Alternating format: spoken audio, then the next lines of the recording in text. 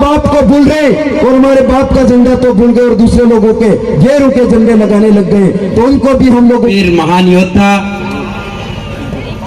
कान्या जी गरासिया को नमन करता हूं।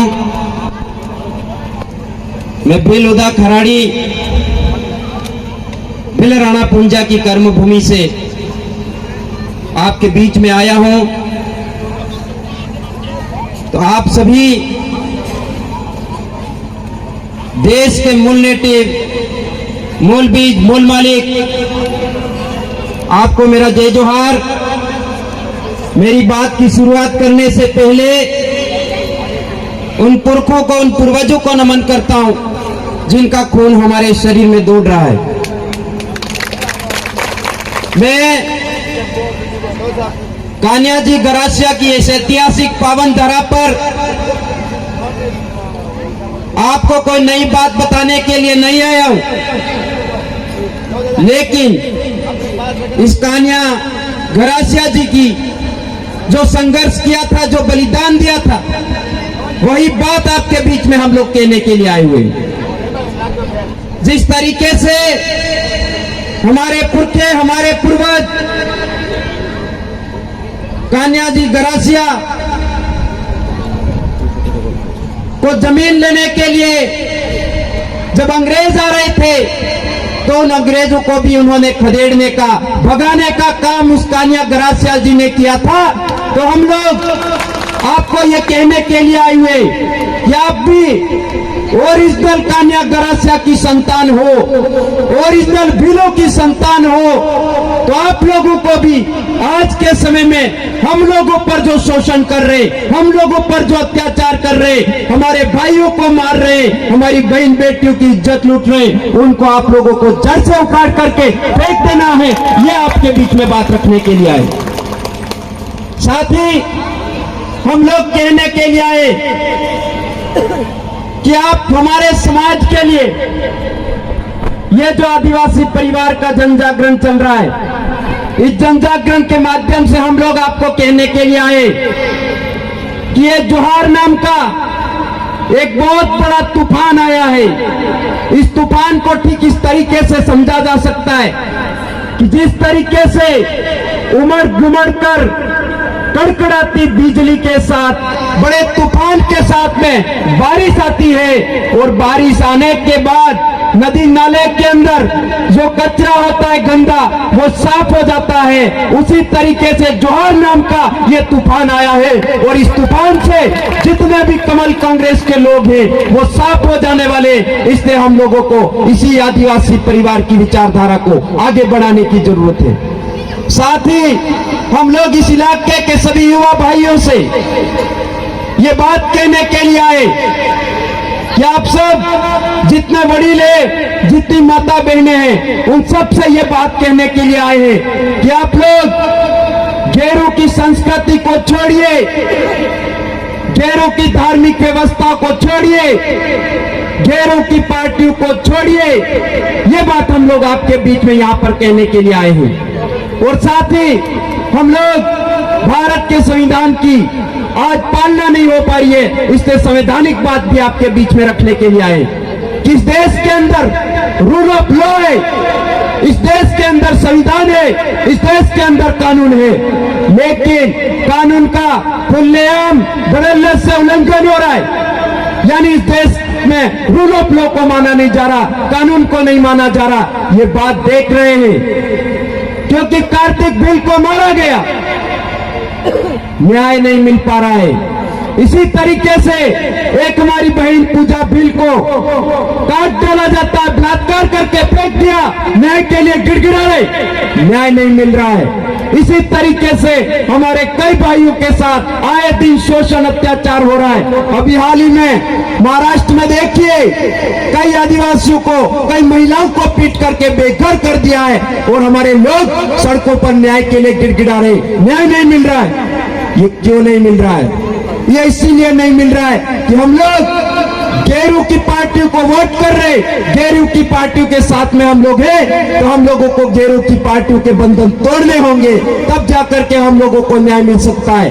और इस देश के अंदर जो संविधान का कानून का उल्लंघन कर रहे, उन लोगों को कहना चाहते, जितने लोग एमएलए बनते, एमएलए बनने के बाद में वो भारत का संविधान का सौगंध खाते, जब शपथ लेते तब कसम खाते, उस समय वो लोग बोलते कि मैं ईश्वर की शपथ लेता हूं, सत्यनिष्ठा की प्रतिज्ञा करता हूं, विधि द्वारा स्थापित मैं संविधान के प्रति सच्ची निष्ठा, सच्ची श्रद्धा रखूंगा और भारत की एकता और अखंडता को अक्षुण्ण रखूंगा।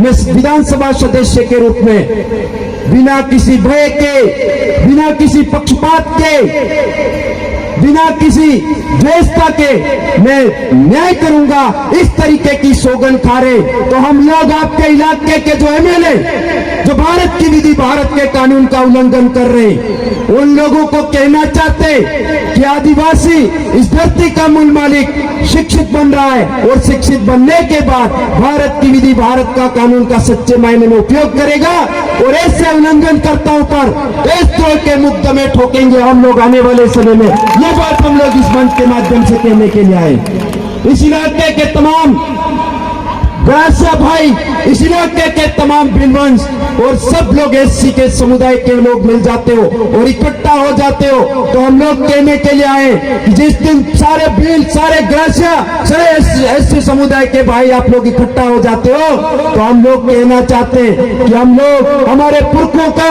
जो अधूरा सपना है बिल प्रदेश बनाने का, उस बिल प्रदेश के सपने को साकार करके दिखाएंगे और आने वाले समय में जो लोग वार्ड पंच बनने की लड़ाई लड़ रहे हैं, सरपंच बनने की लड़ाई लड़ रहे, एमएलए बनने की लड़ाई लड़ रहे, सांसद बनने की लड़ाई लड़ रहे, तो उनको कहना चाहते हैं कि आने वाले समय में हमारा सेपरेट बिल प्रदेश बना करके, हमारा आदिवासी मुख्यमंत्री बना करके छोड़ेंगे।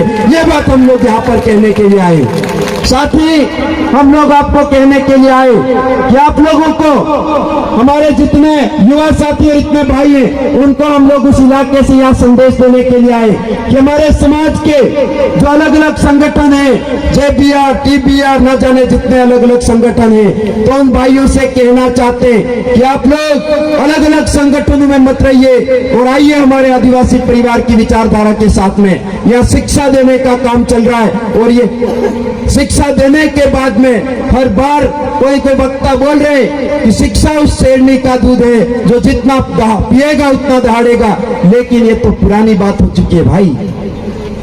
शिक्षा अगर यहाँ से मिलेगी, शिक्षा अगर यहाँ से आप लोग लोगे, तो इस देश पर शोषण करने वाले लोग हैं, सामंतवाद की जड़ों को, जातिवाद की जड़ों को, पाखंडवाद को हम लोग जड़ से उखाड़ करके फेंक देंगे। ये हमारे यहाँ पर शिक्षा दी जाती है और इस शिक्षा के माध्यम से हम लोग कहना चाहते हैं, कई सारे लोग हम लोगों को बोलते होंगे कि ये जातिवाद की बात कर रहे, अलग प्रदेश की बात कर रहे, तो जो लोग हम लोगों को सुन रहे, दूसरे लोगों को भी संदेश देना चाहते हैं कि आप लोगों को डरने की जरूरत नहीं है। जिस दिन ये प्रदेश बनेगा उस दिन आप लोग भी सुरक्षित होने वाले हो और आप लोगों को हम लोग आरक्षण प्रतिनिधित्व देने का काम हम लोग करने वाले हैं, इसलिए आप लोगों को घबराने की जरूरत नहीं है। हम लोग मानवता प्रेमी की बात कर रहे, प्रत्येक जीव जगत को बचाने की बात कर रहे, पूरी सृष्टि पर जितना जीव जगत है उसका कल्याण होना चाहिए, ये बात हम लोग लगातार तरीके से कहने के लिए आए।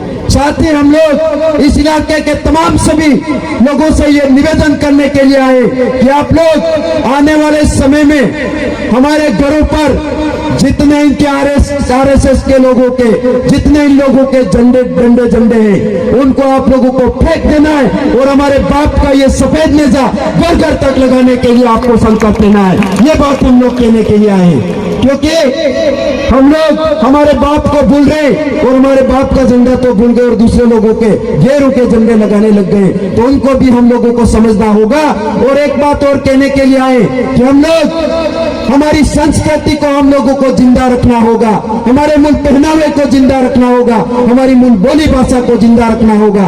अगर हम लोग हमारे मूल बोली भाषा, हमारे पहनावे को नहीं बचाते तो आने वाले समय में आप लोग ये हमारे जो टापरे हैं वो भी बचा नहीं पाओगे। ऐसी हालात हमारे लोगों की पैदा हो रही है। इसलिए हम लोगों को समझना है, जानकार बनना है, और जानकार बनने के बाद में लगातार ये बातें हमारे समाज के बीच में रखी जानी चाहिए और समाज को जागृत करने का काम करना चाहिए। हम लोग भी दिन रात हमारे समाज समुदाय के लिए काम करते हैं और आगे भी मरते दम तक हम लोग हमारे समाज के लिए काम करते रहेंगे, हमारे समाज को सामाजिक शिक्षा देने का काम करते रहेंगे।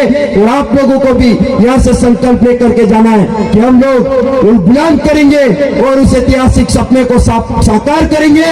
जिस तरीके से हमारे कान्हा जी गरासिया जो लड़ाई लड़ी थी और हमारी जमीन सुरक्षित रखा था, उसी तरीके से अब हम लोग भी यहाँ पर उन्होंने ढोल की थाप पर, तीर धनुष के दम पर और गोपड़ों के दम पर यह जमीन सुरक्षित रखी थी।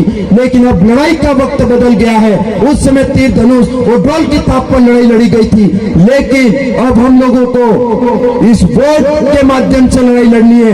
वोट सही जगह पर लगाना है और सामाजिक हमारी सिलेक्शन प्रणाली को बना करके सच्चे व्यक्ति को आम राय करके विधानसभा भेजना होगा, लोकसभा भेजना होगा, तब जाकर के हम लोग हमारी सारी व्यवस्था को जिंदा रख पाएंगे। ये बात इस मौके पर कहना चाहता हूं। हमारे बीच में गरासिया समुदाय से प्रोफेसर मणिलाल जी गरासिया साहब अभी बीच में हैं, तो वो आपको हमारे गरासिया समुदाय पर बहुत सारी अच्छी जानकारी देंगे। तो आप लोगों को उनकी प्रत्येक बात को सुनना होगा, क्योंकि हमारा समुदाय पूरे इतिहास काल में बहुत बड़ा संघर्षवादी रहा है। तो हम लोग 2-3 घंटे बहुत आराम से बैठ करके हमारी बातों को सुन करके हमारी लड़ाई को और आगे मिशन को बढ़ाने के लिए आप लोग काम करेंगे।